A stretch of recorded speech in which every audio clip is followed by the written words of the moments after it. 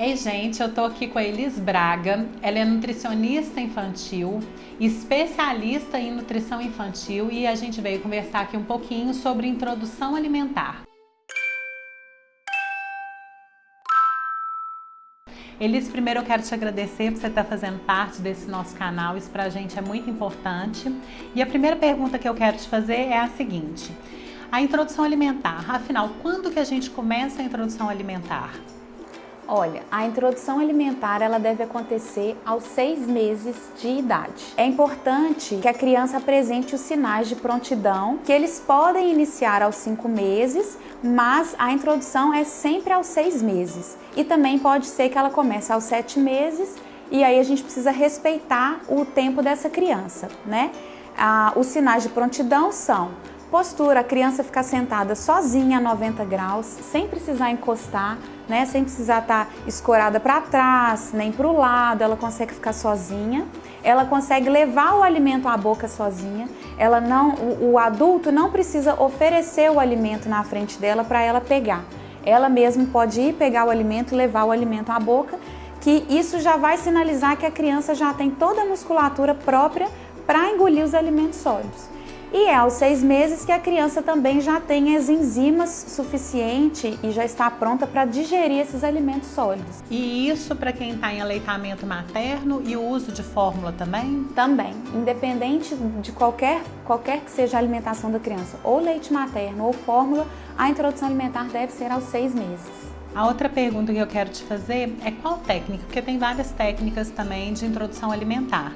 Tem a tradicional, tem a BLW, como que ela é escolhida? Qual que é uma, qual que é outra e como que ela é escolhida? A BLW, ela é uma sigla, né, em inglês, que ela quer dizer o desmame guiado pelo bebê.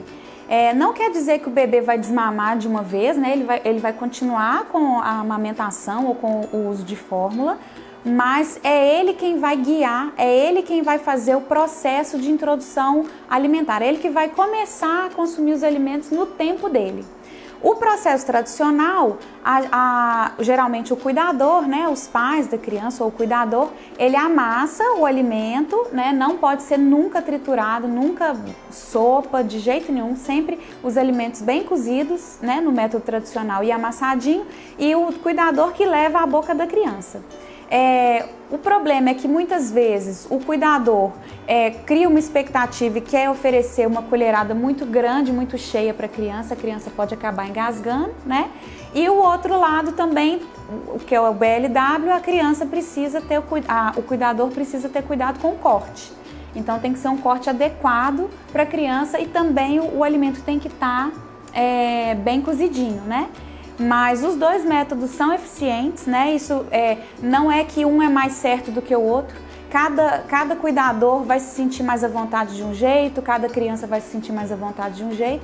É importante respeitar essa decisão e guiar. E pode inclusive ser misto, né? Você pode, em algumas refeições, deixar que a criança faça essa alimentação sozinha. Sozinha que eu digo é ela levando o alimento à boca, né? O cuidador tem que estar sempre junto, né? Como qualquer outra atividade da criança, a gente tem que estar sempre supervisionando. Ou então você mesmo oferecer no método tradicional, não tem problema. É muito importante que os pais, né, o cuidador, não confunda, às vezes a criança nesse processo, tanto do BLW quanto na tradicional, a criança ela tem o reflexo de gag, que é o reflexo, né, que a criança acaba voltando com o alimento. Ela, no meio da língua, se ela ainda não conseguiu mastigar aquele alimento, ela acaba voltando com o alimento para o início da língua para iniciar de novo a mastigação. E às vezes os pais podem interpretar que a criança não gostou do alimento. E aí fala, não, ela não gostou desse alimento, então não vou entregar mais, não vou... E é um aprendizado para a criança também, né? Tá acostumada a mamar, ou seja, no peito ou na mamadeira, e é diferente a forma que é o alimento, a textura. Exatamente. Né? Tudo é uma novidade para o bebê. Ela sai do líquido e vai para o sólido, né? Ela leva um tempo para acostumar, para familiarizar com aquele alimento, né?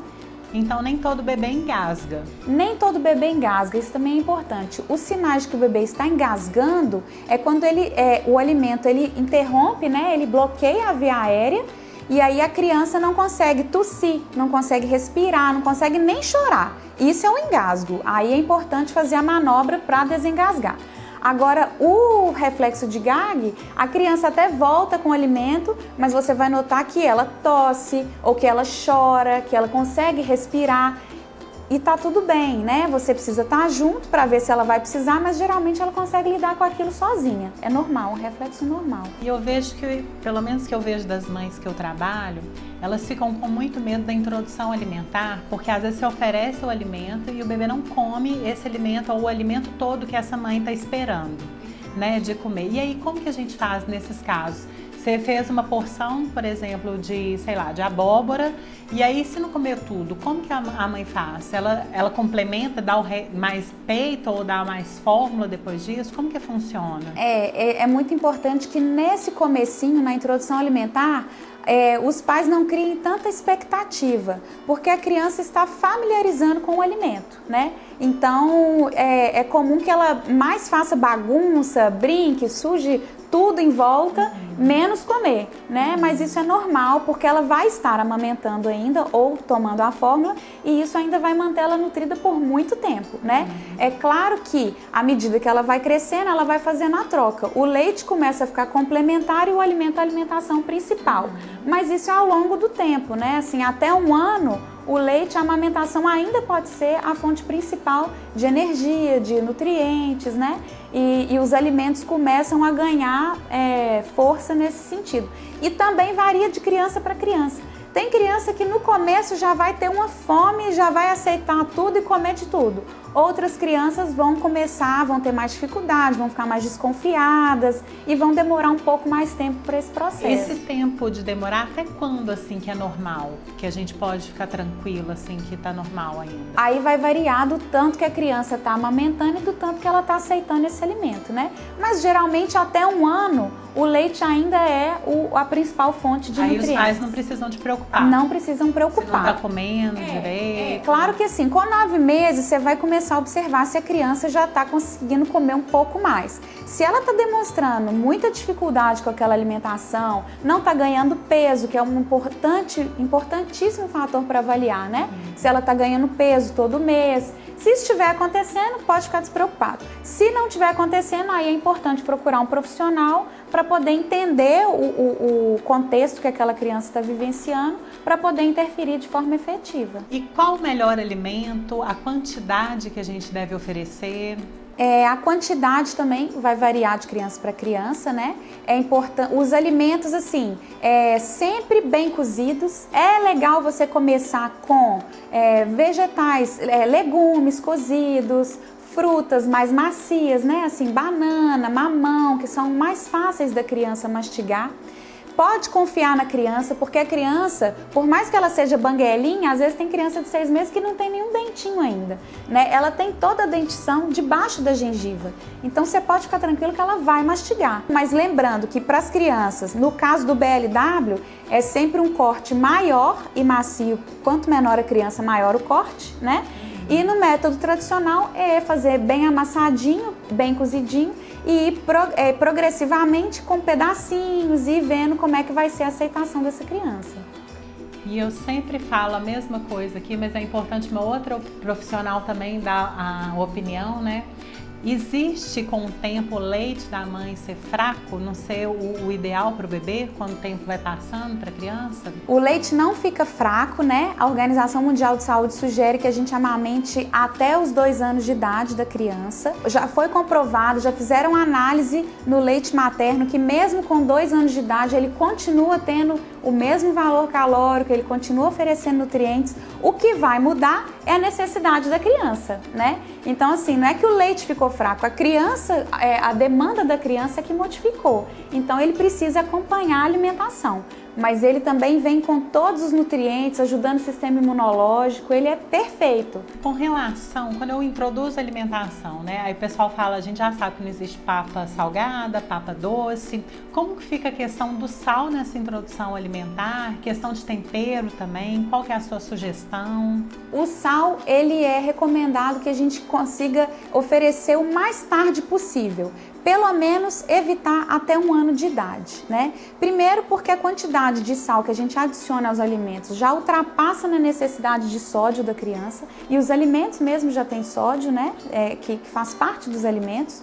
E também porque é um momento que, como o paladar da criança ainda não conhece o sal, é o momento que ela vai começar a familiarizar com o sabor dos alimentos, ela vai conseguir perceber o sabor sutil de cada alimento. A diferença, né? De um alimento para o outro. Aprender a diferenciar. Mas aqui, você não acha que fica muito ruim, não, sem sal? Eu sei que às vezes os pais ficam assim, né? Com dó de oferecer, coisa sem açúcar, ruim, coisa sem sal, ficou tão insosso.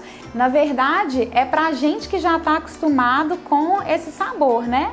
Então, assim, claro que você também não precisa fazer aquela papinha totalmente insossa. Você pode colocar temperos naturais, né? Você pode caprichar no preparo e não colocar o sal. Não, e eu vou te contar uma coisa. Quando minha sobrinha começou com a introdução alimentar e ela ia ficar comigo, eu falava com minha cunhada, manda 2 papinhas. Gente, eu sou apaixonada com papinha. Eu falava com ela, não, mas a papinha da minha cunhada você não tem noção. Eu falava, manda 2 papinhas, porque senão ela vai pra mamadeira. Ela vai rejeitar a comida, ela não vai querer e vai ter que dar a mamadeira. E ela mandava 2 mesmo. Tá até precisando de fazer pra mim. E se eu não fiz uma boa introdução alimentar até 6 meses de idade, ainda eu tenho chance de sucesso? Já passou o tempo, eu ainda tenho chance de sucesso da introdução alimentar? Como que funciona? Com certeza. Às vezes, né, você já começou oferecendo alimentos salgados ou alimentos industrializados, né? Muitas vezes por não conhecer mesmo, não saber o que oferecer, muitas vezes por não achar muito prático, né, ter que preparar os alimentos.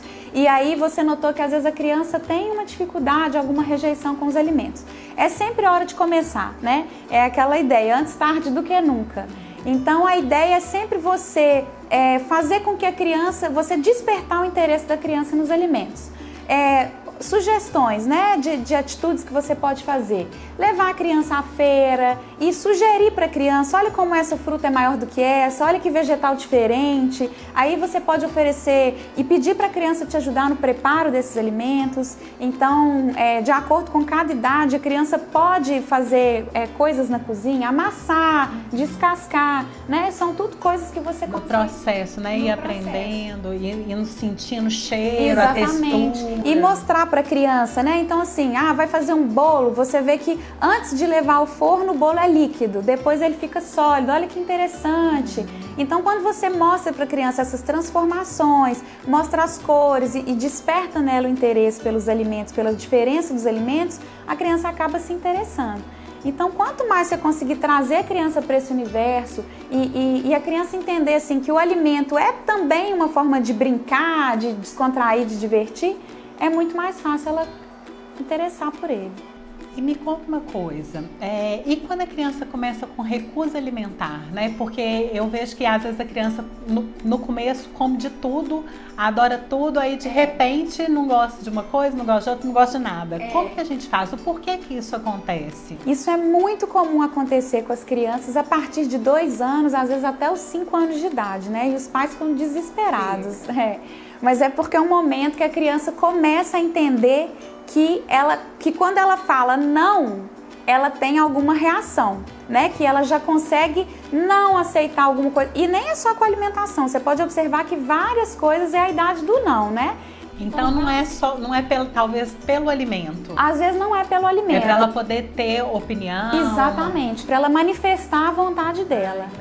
E muitas vezes também é pela questão do diferente. Então a ideia é você, né, se você ainda não tiver iniciado esse processo de introdução aos alimentos variados, você começar a trazer a criança para esse universo do preparo e aí você diminui a chance dela recusar.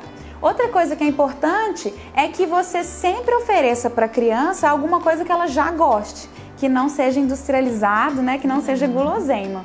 Mas se você já escolher alguns alimentos que a criança gosta, fica mais fácil você colocar com outros que ela ainda tem alguma resistência, né?